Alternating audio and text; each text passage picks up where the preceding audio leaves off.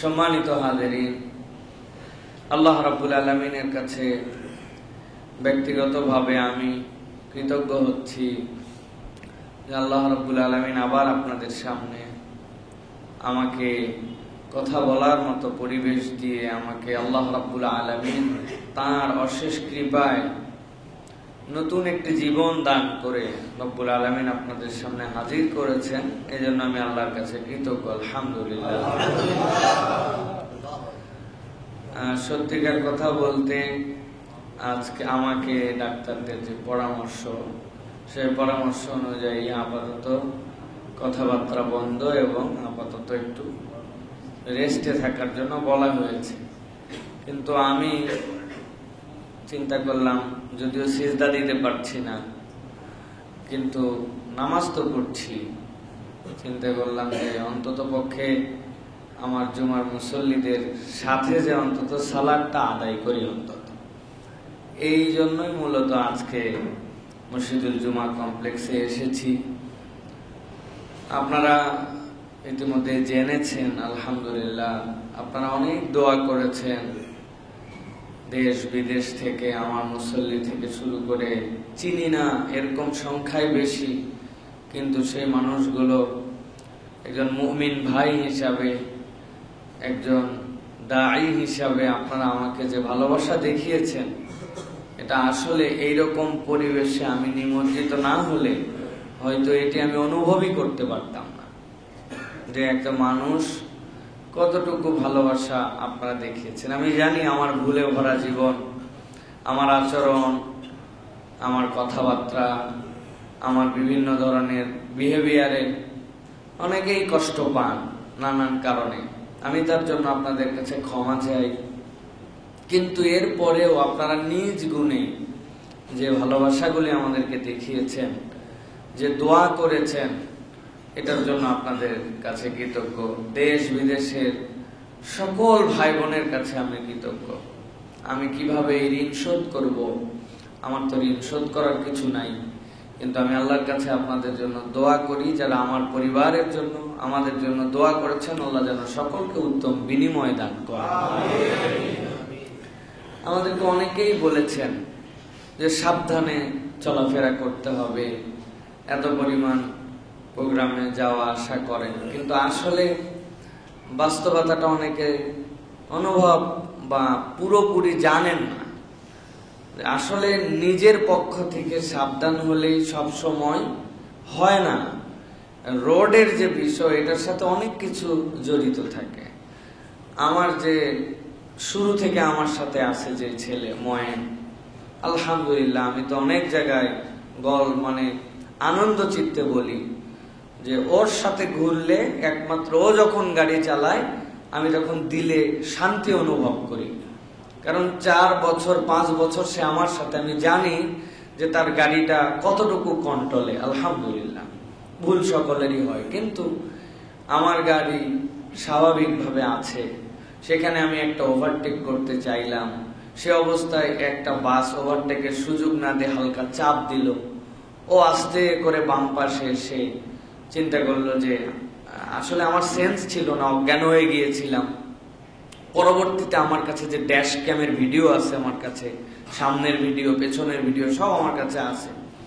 তো সেইটাতে তখন দেখছি যে আমি ঘুমাই নাই, আসলে আমি তোর সাথে কথা বলছিলাম। তো বাম পাশে গাড়িটা আস্তে করে আসলো, আসার পরে ওকে আমি বললাম এটা কেমনে কি করলাম। ও বলছে দেখছেন কেমনে আমাকে ডান থেকে চাপ দিল। আমি বললাম আসতে যাও, সামনের গাড়ি পার হোক, এরপরে আমরা পার হয়ে যাব। এই যে সামনের গাড়ি যাও পার হয়ে যাব, আমার গাড়ি তখন 0 মাইলেজ, রাস্তার বাম পাশে আমার গাড়ি দাঁড়িয়ে আছে ওভারটেকের জন্য মহাসড়কে, এক্সপ্রেসওয়েতে। ইতিমধ্যেই 4-5 সেকেন্ডের মধ্যে 100-120 মাইল বেগে, কিলোমিটার বেগে পেছন থেকে এসে ধাম করে মেরে দিল। গাড়ি লেগে সামনের বাসের নিচে ঢুকে গেছে। এখন সামনের বাসের নিচে যখন ঢুকছে, আমার যতটুকু ধারণা, সে চিন্তা করছে যে আমার দ্বারা কোনো ক্ষতি হলো কিনা, পেছনে লাগলে কোনো দোষ নাই, কিন্তু টেনশন তো আছে। সে তখন গাড়ির টান দিয়ে বের হয়ে চলে গেছে। আমার গাড়ির ডান পাশটা তখন ভেতরে ঢুকা। এই অবস্থায় বের হয়ে যাওয়ার পর গাড়ি উঁচু হয়ে আবার বসে গেছে, বসে বাম পাশে লেগে বাড়ি খাইছে। গাড়িটাতে সব সময় সব গ্লাস লাগানো, পেছন থেকে যখন ধাক্কা মারছে এত বিকট শব্দ হয়েছে যে আশপাশের দোতলা তিনতলা থেকেও একজন ইমাম সাহেব ছিলেন, উনি পরিমরি করে দৌড়ায় চলে আসছেন যে এখানে বোমা বিস্ফোরণ হলো কিনা। আমার ছোট 3টা সন্তান, আপনারা কথা চলে জানেন আমি আমার মেয়েদেরকে নিয়ে আনন্দিত, আল্লাহর দেওয়া নিয়ামত মনে করি আমার জীবনে।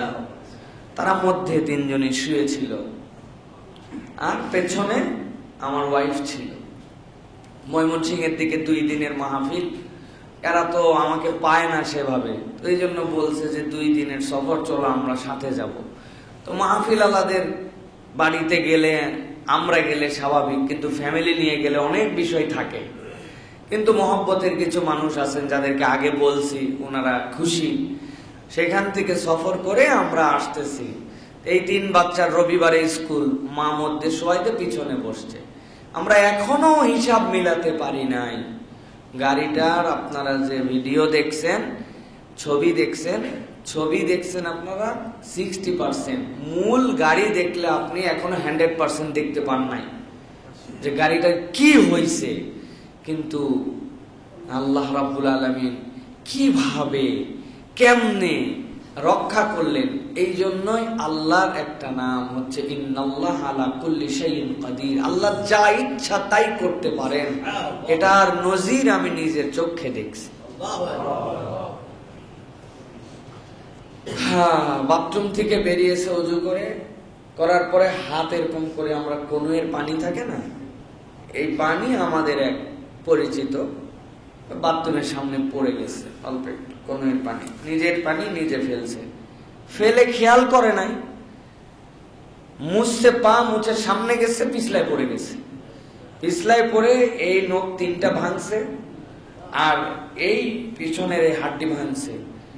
1 বছর পঙ্গু হাসপাতালে, নিজের অজুর 3 ফোঁটা পানির নিজের বাড়িতে পিছলায় পড়ে। আর এইরকম 100 মাইল বেগে মারার পরে, সামনে পিছনে মুচড়ানোর পরে আল্লাহ রাব্বুল আলামিন এই যে 6টা মানুষকে নিখুঁত করে বের করছেন। ওইখানকার মানুষরা আসছে যে ভাই লাশ কয়টা বের করা হয়েছে আর কয়টা বের করা হয়নি।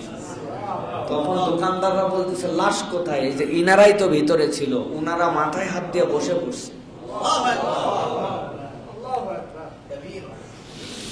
আল্লাহ রাব্বুল আলামিন যে দয়া করছেন,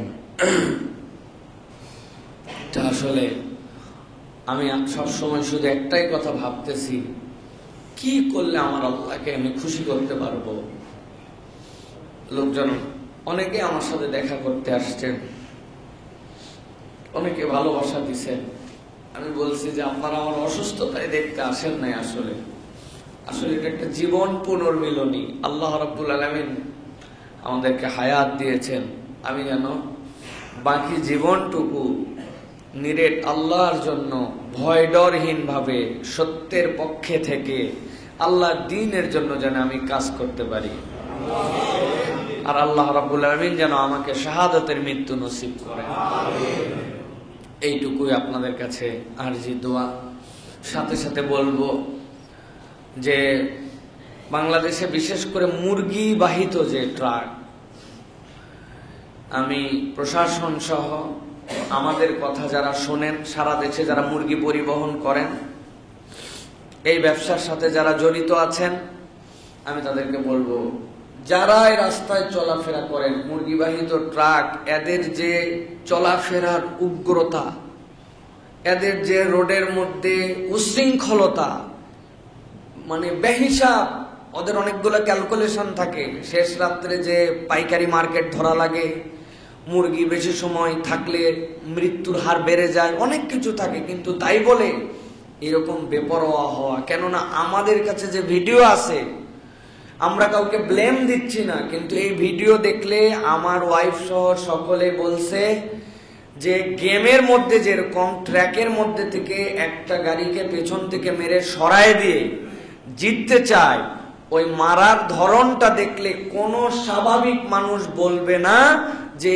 এইটা একটা অ্যাক্সিডেন্ট। হয় সে মাতাল ছিল, অথবা সে এমন ভাবে মারছে যেন আমরা মরে যাই। আমরা জানি না ইন্না বা'দা যন্নি ইসম। আমরা এগুলো জানি না আসলে ঘটনা কি।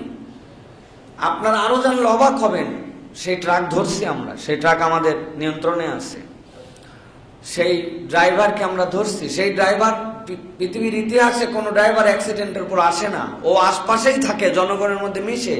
কিন্তু সে দেখছে যে এতগুলা মানুষ, তার ধারণা সবাই মরে গেছে, এখন তো মৃত মানুষ নিয়ে মানুষজন ব্যস্ত থাকবে। ইতিমধ্যে সে আসছে, তার হেল্পার যখন তার সাথে একটু কথা বলছে, তখন জনগণ বুঝে ফেলছে যে এটা ড্রাইভার, ধরে ফেলছে তাকে।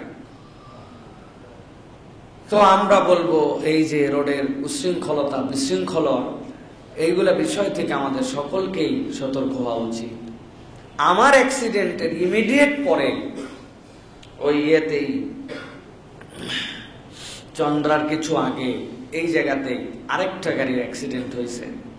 একটা ট্রাক আরেকটা ট্রাককে মেরে দিছে পেছন থেকে। ওই ট্রাক সামনেও বাড়ি খায় নাই, আপনারা দেখবেন নিউজে আসছে। ড্রাইভার হেল্পার জায়গাতেই মারা গেছে দুইজন। ট্রাকের পেছনে মারছে, আর আমার গাড়িতে পেছন থেকে মেরে সামনে যায়, আবার পেছনে এসে সামনে বামে ধাক্কা খেয়ে রব্বুল আলামিন কিভাবে রক্ষা করলেন, এটা আল্লাহ রব্বুল আলামিনের দয়া ছাড়া আর কিচ্ছু না।